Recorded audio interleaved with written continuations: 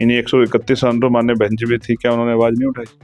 मान्यवर काशीराम साहब भी थे। ऐसे मुंह से कुछ भी बोल देना ठीक नहीं है। तो एक सब लोग नहीं उठाते, लेकिन जो लोग उठाते हैं वो तो उठाते ही हैं। तो आपने बहन जी और काशीराम साहब पे भी एकदम टिप्पणी कर दी है। और बीएसपी हमारा पुराना घर है, बीएसपी ने हमें बहुत कुछ दिया है, और जो अधूरा काम है वो आजाद समाज पार्टी के जरिए पूरा होगा। चंद्रशेखर की अब चंद्रशेखर जी एमपी बन चुके हैं, संसद में पहुंच गए हैं, तो जो दलितों के ऊपर एट्रोसिटी होती है, अब उनकी लड़ाइयां कौन लड़ेगा सड़कों पर? हम पार्लियामेंट में भी लड़ेंगे और सड़क।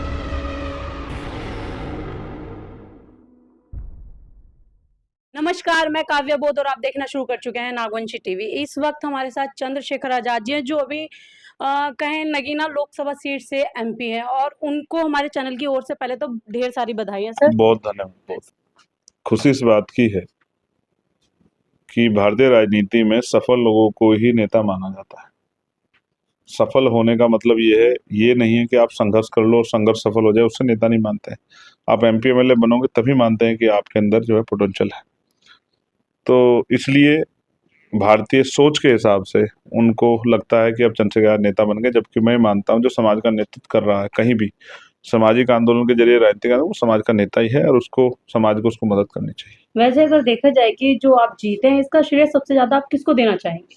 मैं श्रेय दूंगा इसका जो बहुजन मिशन के हमारे पुराने मिशनरी साथी, जिन्होंने हमारी बहुत मदद कराई, और हमारे जो धार्मिक गुरु थे उन्होंने भी, चाहे वो इस्लाम धर्म के हों या सिख धर्म के या जैन धर्म के या बौद्ध धर्म के या जो है रविदास धर्म के हमारे ना गुरु हों, उन्होंने बहुत मदद कराई। और फिर सबसे ज़्यादा धन्यवाद दूंगा मैं नगीना की महान जनता का और आज़ाद समाज पार्टी भीम आर्मी के कार्यकर्ता और नेताओं का, जिन्होंने बहुत मेहनत की। बहुजन मीडिया का भी बहुत बड़ा योगदान है, जिन्होंने बार बार हमारी बात को दूर तक पहुंचाया। तो एक मिला जुला सबका सहयोग है, और थोड़ा थोड़ा सा योगदान जो है मैं अपने हिस्से में भी लूंगा कि हमने बहुत मेहनत की। बहुजन समाज की बात करें तो बहुजन समाज के लिए आखिर आप ऐसा क्या नया करने वाले हैं? अभी है क्या बहुजन समाज के पास? आप बताओ है क्या? तो कुछ भी तो नहीं है।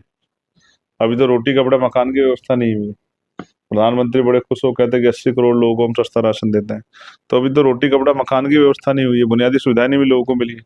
हम कोशिश करेंगे कि उनको बुनियादी सुविधाएं मिले। आरक्षण की हत्या की जा रही है, जिस तरह सरकारी उपकरणों को बेचा जा रहा है, तमाम चीजों पर हम अपनी बात रखेंगे। बात करें दलित समाज के जो सांसद हैं, वो संसद में पहुंच तो जाते हैं, लेकिन जो हमारे 131 सांसद हैं, वो कभी भी आवाज नहीं उठाते दलित समाज की।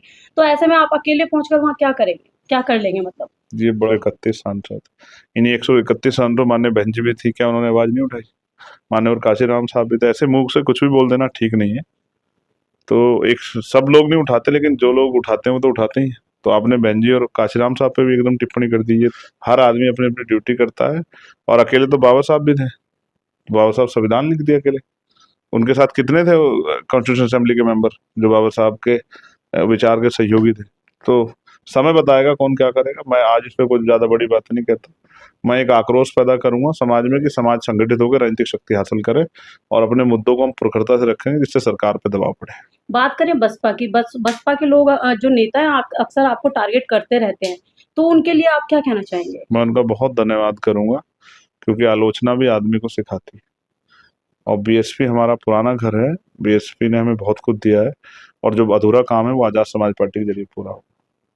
बात करें चंद्रशेखर की, अब चंद्रशेखर जी एमपी बन चुके हैं, संसद में पहुंच गए हैं, तो जो दलितों के ऊपर एट्रोसिटी होती है, अब उनकी लड़ाइयां कौन लड़ेगा सड़कों पर? हम पार्लियामेंट में भी लड़ेंगे और सड़कों में भीम आर्मी है, और हम भी खुद जाके लड़ेंगे। हम अभी हमने अगर मैंने जो है आज मैं पार्लियामेंट के दरवाजे पे हूँ, पार्लियामेंट में हूँ, तो उसके बाद भी जो मेरी जो नैतिक जिम्मेदारी है उसको भी मैं अदा करूंगा। बात करें बसपा और आजाद समाज पार्टी की नीतियों की, तो दोनों मतलब जो चंद्रशेखर को क्या फर्क लगता है दोनों की नीतियों में? नहीं, हम मान्यवर काशीराम साहब के आइडियोलॉजिकल आंदोलन को चला रहे हैं, और नीतियों का फर्क समाज तय करेगा, मैं नहीं तय कर सकता हूँ। और आखिरी सवाल है मेरा ये कि आप जो एनडीए और इंडिया गठबंधन है, जो आजाद समाज पार्टी है, किसकी तरफ जाएगी, एनडीए या इंडिया? ये देश के 85% कमजोर वर्गों के साथ खड़ी है, भारतीय संविधान के साथ खड़ी है। ये हक वंचित समाज की मजबूत आवाज है। ये चाहे पूरा विपक्ष भी भाजपा में चला जाए तो भी चंद्रशेखर आजाद बहुजन समाज की आवाज उठाने के लिए अकेला भी खड़ा होकर काम करता रहेगा। धन्यवाद। चलिए, ये हमारे साथ चंद्रशेखर आजाद जी थे, और पूरी बातें भी की बहुजन समाज को लेकर, बसपा को लेकर। बाकी इस पूरी वीडियो के बारे में आपकी क्या प्रतिक्रिया है, कमेंट बॉक्स में जरूर बताएं। धन्यवाद।